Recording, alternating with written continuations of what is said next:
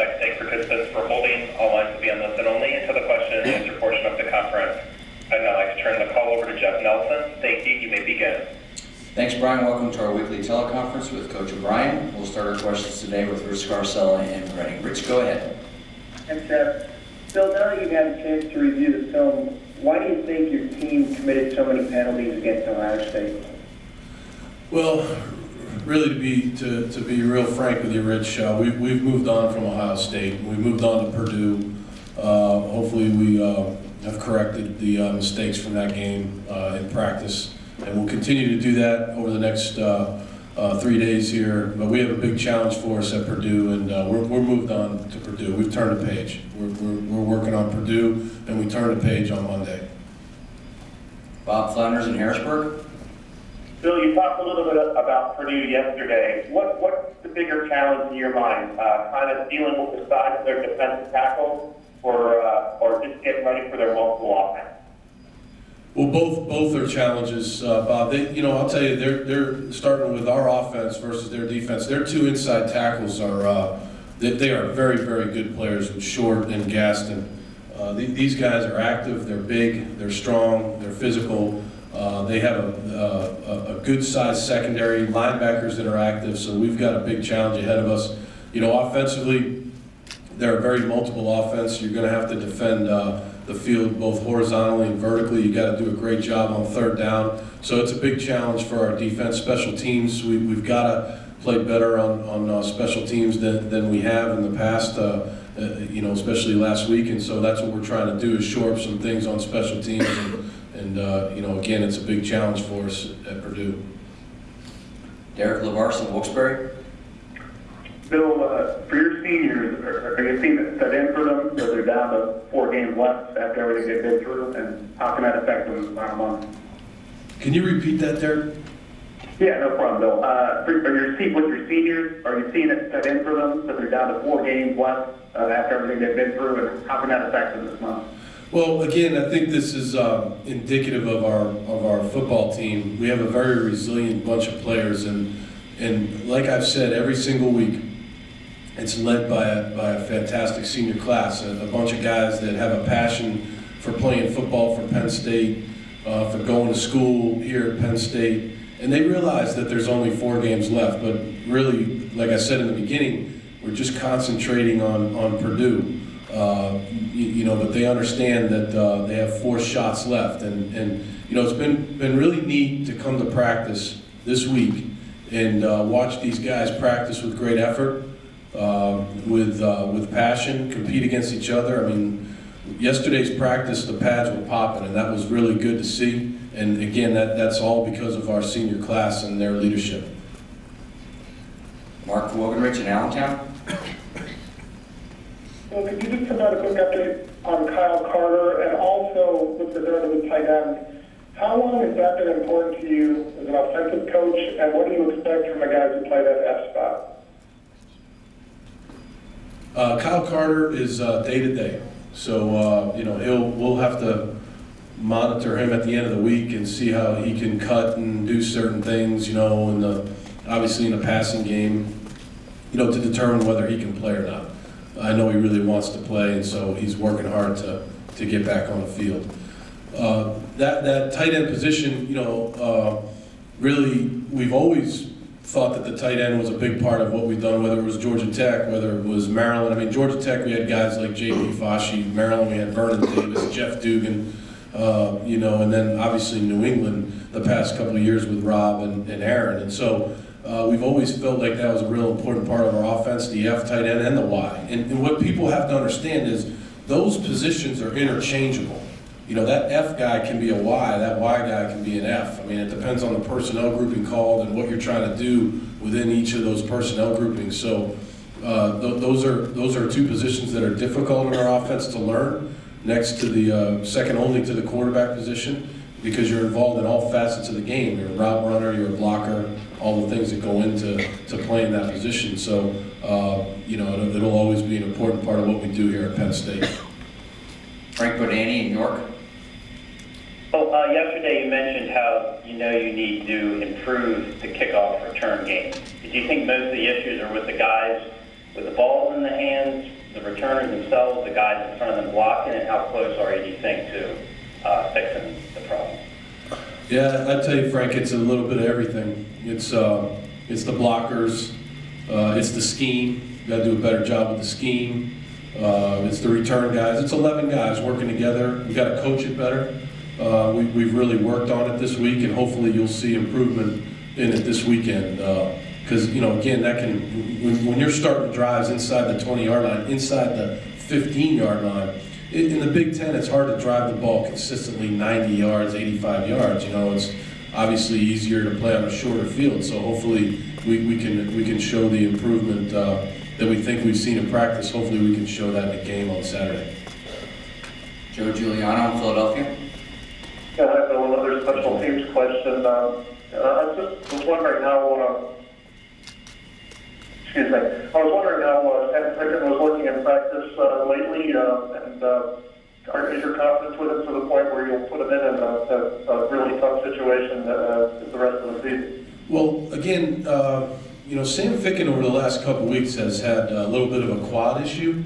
So, we've been monitoring that and not kicking him as much in practice. And, again, we have confidence in Sam's ability. But we've had to monitor his leg over the last couple of weeks, and so that's what we're trying to do here, leading into this game too. And hopefully by the end of the week we'll have a better idea of what his range can be. Now he was able to go in there on Saturday and kick off, and I thought he had some really nice kickoffs. Again, I went for it on fourth down there. I think it would have been a 37-yard field goal. And again, that was more because I felt good about the play call at that point, and nothing had to do with my confidence in Sam or lack thereof. I have confidence in Sam. I just felt like we needed a first down, we needed a touchdown on that drive. So that's what I did, and that's where we're at right now. Mike Gross in Lancaster. Hi, Bill. Earlier today in his interview, John Urschel said that he thought that you got a little, the team got a little too excited for the game, and they need to calm down and stay collected. Did you see any of that? No, I didn't see. I mean, again, I respect John and his opinion. John's a highly respected guy on our team, but we moved on to Purdue, and that's what we're working on right now is getting ready to play Purdue. Scott Brown in Pittsburgh. Yeah, hey Bill, two-part question on Alex Kenny. Can you just talk about his progress and maybe why his role is sort of decreased as the season go on? And also, would he be a guy that you might be looking at to return kickoffs since you're having a competition this week? We got to get a better speaker here. That's like Charlie Brown's teacher. Can you repeat that for me, please? It's like wah, wah, wah. Bill, two-part about Alex Kenny. Can you talk about his progress and has he progressed as the ring was like? And also, would he be a guy that might be in the mix to return kickoffs since you sound like you're going to open up the competition this week? Sure. There are a lot of positions on our football team that are very competitive. If you look at on offense, the running back position is very competitive. The receiver position, the tight end position, the offensive tackle position, the guard position, especially the left guard position. Very competitive positions. And so you have to go out there every single day on the practice field, and you have to compete to the best of your ability. You have to know your assignments. You have to catch the ball. If you're a receiver, you have to run good routes. You have to block properly in the running game. So, that's what we're striving to do with every position. And at the end of the week, we determine who plays based on how they've practiced. And so that would be what we would say for every single position on the team. And in the return game, we're looking at a few different guys this week, and by the end of the week, we'll make a decision on who's returning kicks. Okay, Brian, at this point, we'll take questions here in the media room. I ask that you please raise your hand, bring the microphone to you. Bill, another thing, at the risk of hitting you with another John Urschel question, he had mentioned that they've been working on improved communication between the linemen and between Matt and the linemen. Do you think that's an important thing, and how do you go about working on that in practice? Sure. Again, we've tried to really work on that again with the music and the loud noise during practice, using signals and using different cadences that we've had, and I think it's definitely improved. We've also met about it. You know, I've sat down with Stank and Matt McCoy about it. Two great kids, very bright guys. And again, I really think it starts with me, with coaching. And so we've tried to coach it better and be more detailed about it this week, and hopefully it'll be better this week. Here in the front, the NASCAR offense is obviously pretty demanding. With your success on that, how much of that can be credited to some of the stuff that Fitz is doing with his new strength and conditioning program? Well, I do feel like we have a team that's in good condition. You know, I watch these guys on Monday nights after practice. We condition, and we condition pretty hard, and that's only 2 days after the game.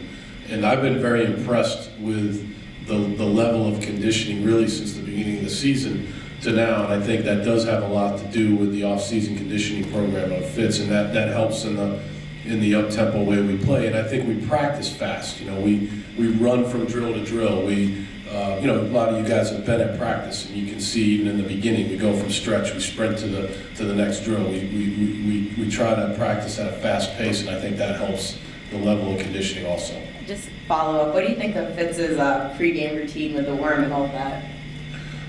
You know, Fitz is, you know, he's a very flexible guy. He's a guy that's always been known for his dance moves, and you know, I'm going to recommend him for Dancing with the Stars, because since he's been at Penn State, he's become a rock star. So we'll recommend him for that. Yeah, he does a great job.